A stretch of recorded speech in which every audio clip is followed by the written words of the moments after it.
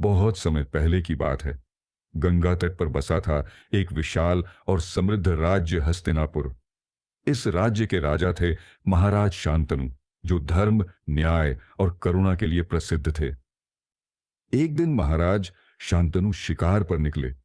तभी उन्होंने गंगा नदी के तट पर एक अत्यंत सुंदर स्त्री को देखा। उसका तेज, उसकी चाल और उसकी आंखों में अपूर्व गहराई थी। यह कोई साधारण स्त्री नहीं थी, वह स्वयं देवी गंगा थीं, जो पृथ्वी पर आई थीं। राजा ने उनसे विवाह की इच्छा जताई। गंगा मुस्काईं और बोलीं, मैं तुमसे विवाह कर सकती हूं, पर एक शर्त पर। कैसी शर्त? राजा ने पूछा। तुम मुझे कभी भी किसी कार्य के लिए प्रश्न नहीं करोगे, चाहे वह कितना भी अजीब लगे। राजा शांतनु गंगा की सुंदरता और दिव्यता से इतने प्रभावित थे कि उन्होंने तुरंत शर्त स्वीकार कर ली। विवाह हुआ और समय के साथ एक पुत्र जन्मा। पर जैसे ही वह बालक हुआ, गंगा ने उसे उठाया और गंगा नदी में बहा दिया। राजा स्तब्ध रह गए, लेकिन वचन के कारण चुप रहे।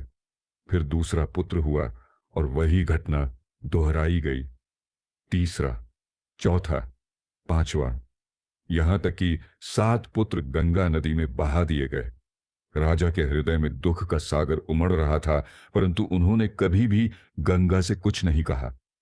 जब 8वां पुत्र जन्मा और गंगा उसे भी नदी में बहाने चली, तब राजा का धैर्य टूट गया। वे बोले, रुको, ये तुम क्या कर रही हो? क्या तुम्हें अपने संतान से कोई ममता नहीं? गंगा मुस्काई, उनका रूप दिव्य हो गया। राजन, तुमने अपनी प्रतिज्ञा तोड़ दी, पर कोई बात नहीं। मैं अब जा रही हूं, पर यह 8वां पुत्र तुम्हारा होगा। यह कोई साधारण बालक नहीं है, यह 8 वसुओं में से एक है, जिसे शाप मिला था। मैं वचन के अनुसार उसे मुक्त कर रही थी। यह पुत्र महान योद्धा बनेगा। इसका नाम होगा देवव्रत। मैं इसे गुरुकुल में शिक्षा के लिए छोड़ जाऊंगी। समय आने पर यह तुम्हारे पास लौट आएगा। गंगा आकाश में विलीन हो गई।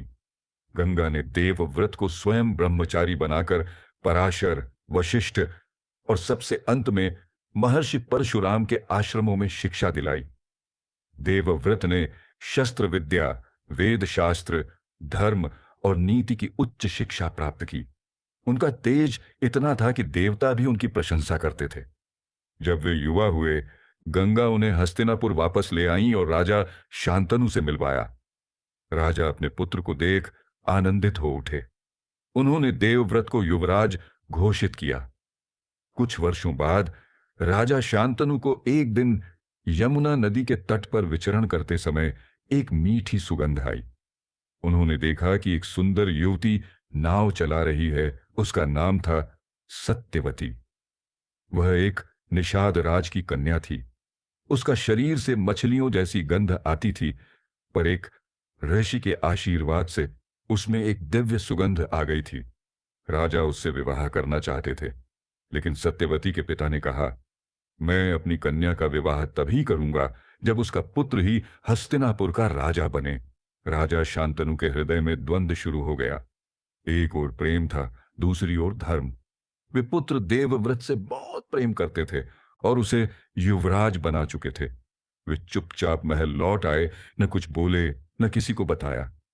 लेकिन एक पुत्र अपने पिता के मन की पीड़ा पहचानता है। देवव्रत ने कारण जानने के लिए निषाद राज से मिलकर सत्य जान लिया। फिर वह पिता के लिए इतना महान त्याग करने को तैयार हो गया जिसकी कल्पना भी कठिन है। देवव्रत ने निषाद राज से कहा, मैं राज्य का उत्तराधिकार त्यागता हूं। सत्यवती का पुत्र ही राजा बनेगा। परंतु निषाद राज अभी भी संकोच में था। अगर तुम्हारे पुत्र कभी राज्य मांगे तो?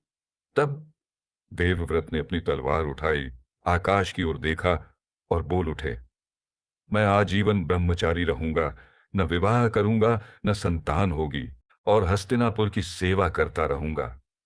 यह वचन इतना भीषण था कि आकाश में देवता प्रकट हो गए, फूलों की वर्षा हुई और सभी दिशाओं में गूंज उठा, भीष्म, भीष्म। जो भीषण व्रत ले वह भीष्म कहलाता है। उस दिन से देवव्रत का नाम हो गया भीष्म, और जीवन भर निभाई अपनी प्रतिज्ञा। भीष्म ने अपना वचन कभी नहीं तोड़ा।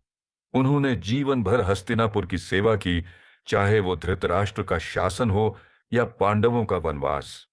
उन्होंने अपने जीवन को धर्म, त्याग और निष्ठा की मिसाल बना दिया।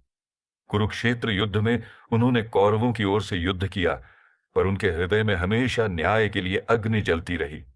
वे तभी भूमि पर गिरे जब शिखंडी को सामने कर अर्जुन ने बाण चलाए, क्योंकि भीष्म किसी स्त्री पर शस्त्र नहीं उठाते थे। उन्होंने इच्छा मृत्यु का वर पाया था और तब तक नहीं मरे जब तक सूर्य उत्तरायण नहीं हो गया।